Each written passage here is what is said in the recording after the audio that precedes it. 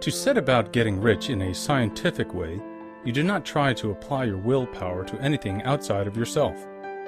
You have no right to do so anyway. It is wrong to apply your will to other men and women in order to get them to do what you wish done.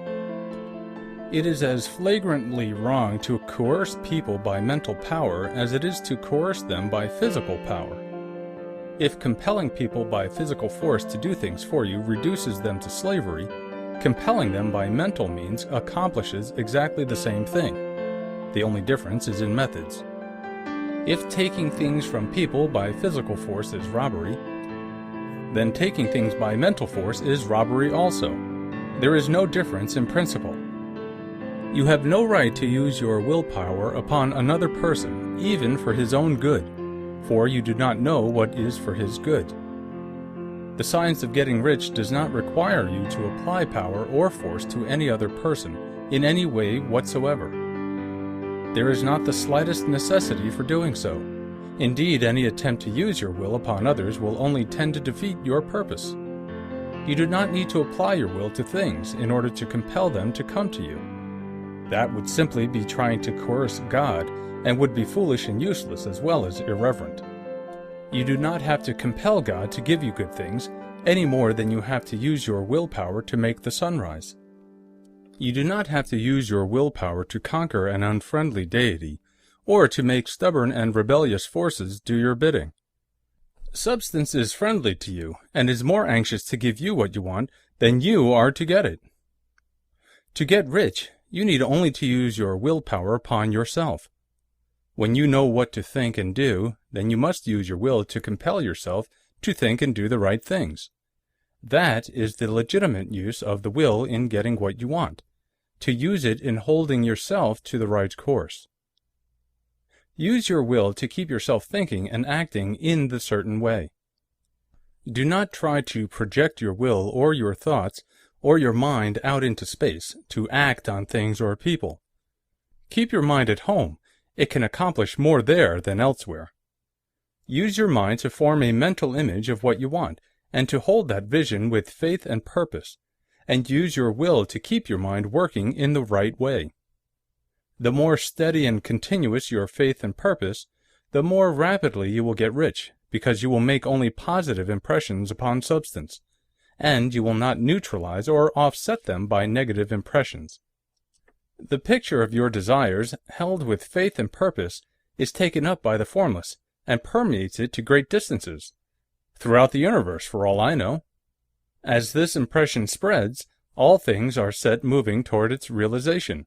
Every living thing, every inanimate thing, and the things yet uncreated are stirred toward bringing it into being that which you want. All force begins to be exerted in that direction. All things begin to move toward you. The minds of people everywhere are influenced toward doing the things necessary to the fulfilling of your desires, and they work for you unconsciously. But you can check all this by starting a negative impression in the formless substance. Doubt or unbelief is as certain to start a movement away from you as faith and purpose are to start one toward you. It is by not understanding this that most people who try to make use of mental science in getting rich make their failure. Every hour and moments you spend in giving heed to doubts and fears, every hour you spend in worry, every hour in which your soul is possessed by unbelief, sets a current away from you in the whole domain of intelligent substance. All the promises are unto them that believe, and unto them only. Notice how insistent Jesus was upon this point of belief, and now you know the reason why. Since belief is all important, it behooves you to guard your thoughts, and as your beliefs will be shaped to a very great extent by the things you observe and think about, it is important that you should command your attention. And here the will comes into use, for it is by your will that you determine upon what things your attention shall be fixed. If you want to become rich, you must not make a study of poverty. Things are not brought into being by thinking about their opposites. Health is never to be attained by studying disease and thinking about disease. Righteousness is not to be promoted by studying sin and thinking about sin. And no one ever got rich by studying poverty and thinking about poverty. Medicine as a science of disease has increased disease. Religion as a science of sin has promoted sin, and economics as a study of poverty will fill the world with wretchedness and want. Do not talk about poverty. Do not investigate it or concern yourself with it. Never mind what its causes are. You have nothing to do with them. What concerns you is the cure.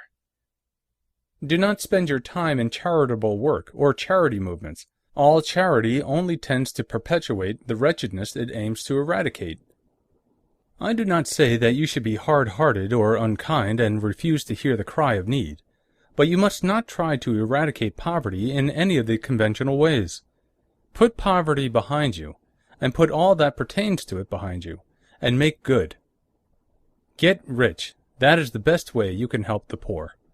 And you cannot hold the mental image which is to make you rich if you fill your mind with pictures of poverty. Do not read books or papers which give circumstantial accounts of the wretchedness of the tenement dwellers, of the horrors of child labor, and so on.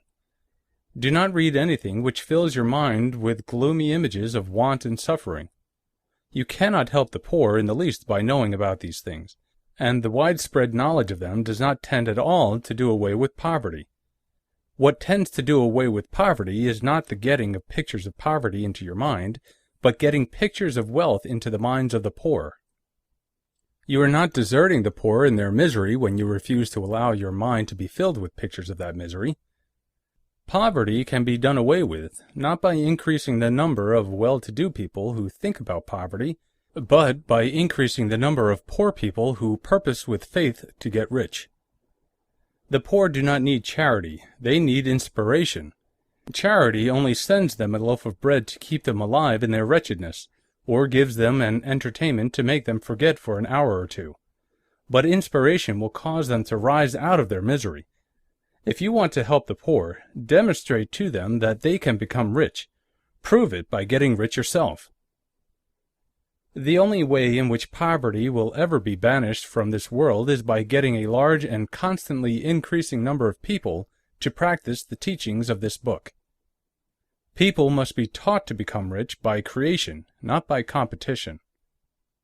Every man who becomes rich by competition throws down behind him the ladder by which he rises, and keeps others down. But every man who gets rich by creation opens a way for thousands to follow him, and inspires them to do so. You are not showing hardness of heart or an unfeeling disposition when you refuse to pity poverty, see poverty, read about poverty, or think or talk about it, or to listen to those who do talk about it. Use your willpower to keep your mind off the subject of poverty, and to keep it fixed with faith and purpose on the vision of what you want.